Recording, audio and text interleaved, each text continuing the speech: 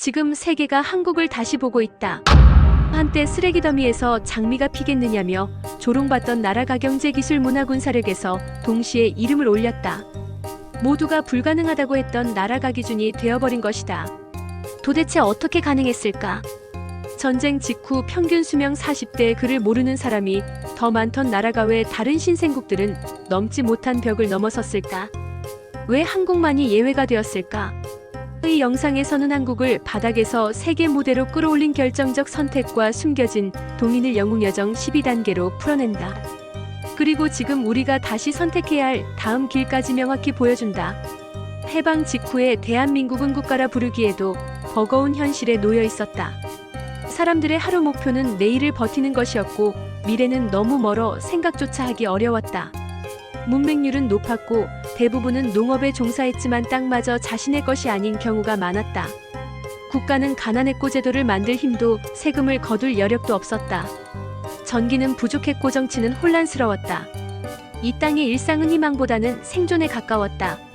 그러나 이 결핍된 일상은 훗날 모든 선택의 출발점이 된다.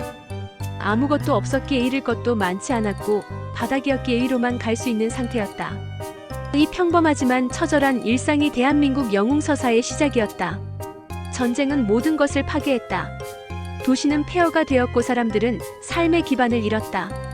세계는 이 나라를 회복 불가능한 지역으로 분류했다. 그러나 바로 그 전쟁이 변화를 강요했다. 살아남기 위해서는 이전과는 전혀 다른 선택이 필요했다.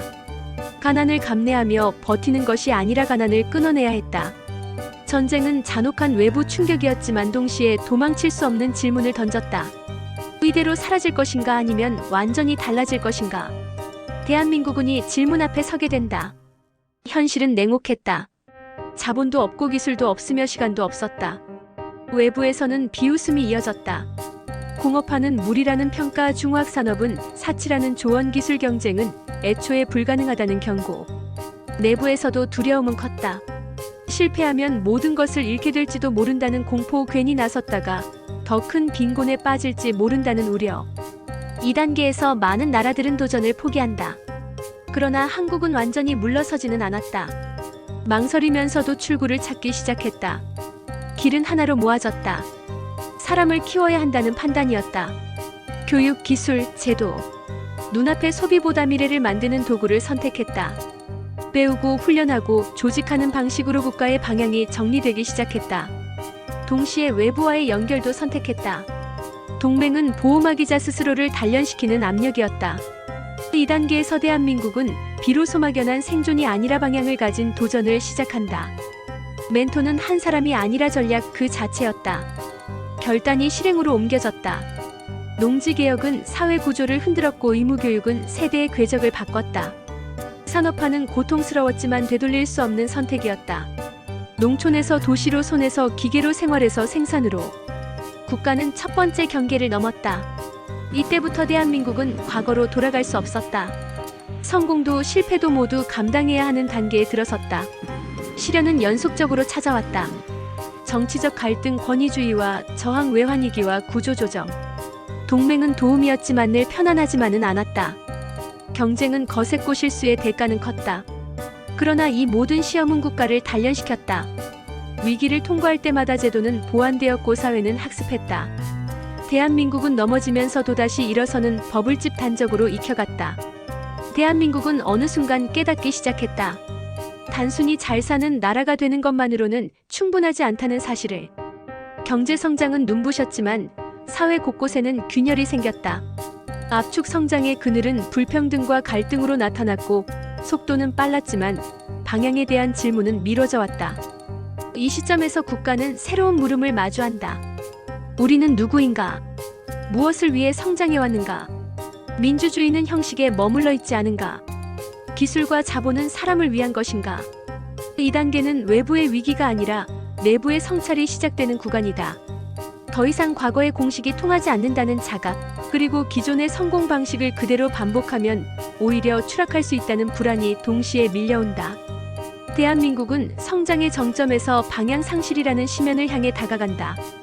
결정적 위기는 반복적으로 찾아왔다. 외환위기는 국가가 한순간에 무너질 수 있다는 현실을 보여줬고, 글로벌 금융위기와 산업구조 재편은 기존 일자리를 빠르게 소멸시켰다.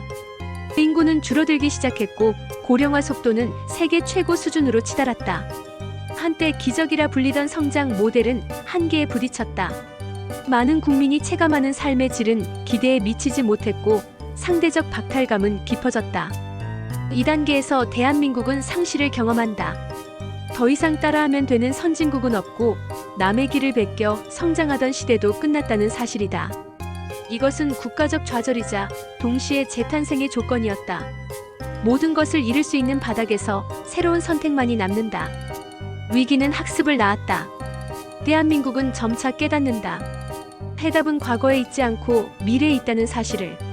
추격자가 아니라 선도자가 되어야 한다는 인식이 자리 잡기 시작했다.